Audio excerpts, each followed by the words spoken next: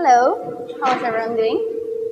Last year, I forced my family to watch Spider-Man Into the Spider-Verse.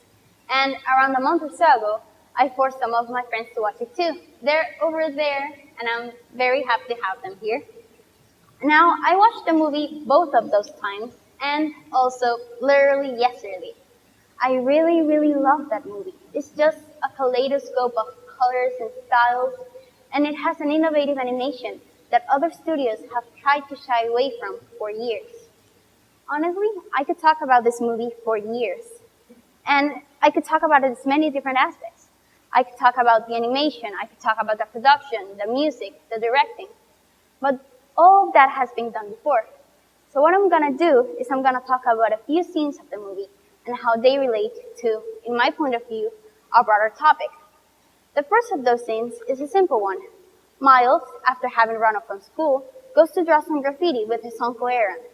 Now, it is very simple, as I've said before, but it has such an impact on me that it inspired this whole talk.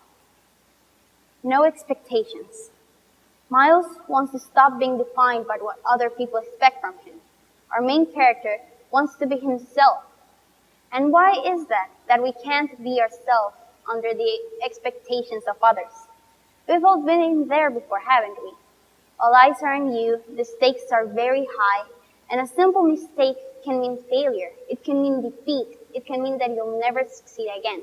Or, on the flip side, no one believes in you, everyone expects you to fail, and no matter what you do, it won't change anyone's mind, so why bother anyway? Although the two problems seem completely different, they're both tied to people's expectations. To over and under-expect can cause serious distress in people's lives. The way I've described them, expectations seem like they suck. And they seem that way because they can never reflect anyone's true potential. And there is a difference between someone's potential and someone's expectations. To put it simply, someone's potential is what they can be. It is a can, it is infinite, and it is fluid. While expectations are what other people think their future will be. It is the will. You will fail, you will succeed, you will be this, etc. Another reason is because of the way they're formed.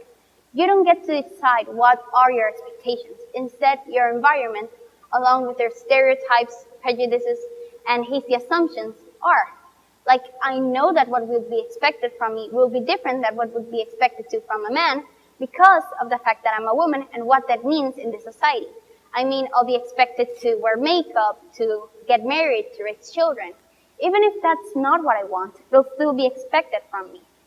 Now, Spider-Verse shows this perfectly, as Miles, our main character, never gets to decide what is done to him or what his expectations are. He didn't get to decide whether he became Spider-Man. He didn't get to decide when the spider bit him. He didn't get to decide that he went to this new uptight school, and yet he has to live with that. And he ends up tired at his school.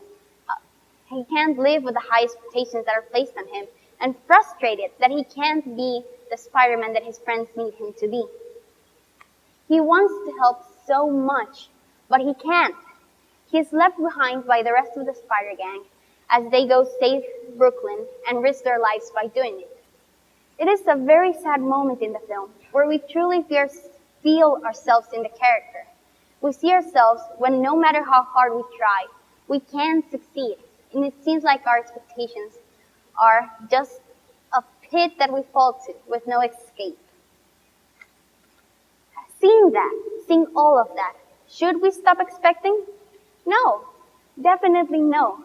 Expectations are, in the best case scenario, the promise of a better us that we can be when we try.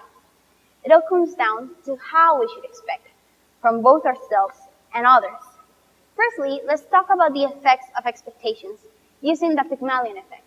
The Pygmalion effect was discovered by psychologist Bob Rosenthal, and basically it says that what you believe or expect from someone will change how you act towards them, which will in turn change how they perform, which will reinforce your initial expectations. It is kind of a self-fulfilling prophecy. I know I've seen the Pygmalion effect in action many times.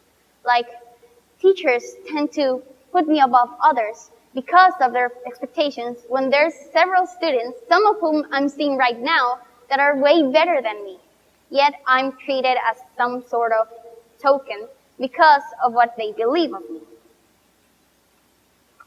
We need to use the Pygmalion effect to our advantage, not to our demise. Expectations, when used positively, can actually reinforce those who don't have them. It can also be used for the good. Like, I've also seen classmates of mine who, even though they couldn't succeed, when someone started believing in them and encouraging them, they started succeeding. We need to expect the best of people, and people will start showing you their best. Then it comes who to trust when it comes to expectations. Not everyone will have their best intentions in mind, and not everyone will judge you fairly. You need to trust yourself first, because no one knows you or what you want more than yourself. Lastly, don't let your expectations define you. Define them, challenge them, break them, exceed them, or even fail them. No matter what you do, it will still be great because it will be you. I'd like to end my talk showing you my favorite scene from the movie. It is at a point where Miles has not only become a Spider-Man, but his own Spider-Man. He's showing this incredible potential that his own family sees in him, and his desire to save his friends, his family, his home, and his city. And as he throws himself off a building, he's not falling, he's rising. We need to be more like Miles, and no matter what our expectations are, or what our choices are towards them, use them as a choice and rise up to become the incredible person that we can and that I know you can be. Thank you for listening.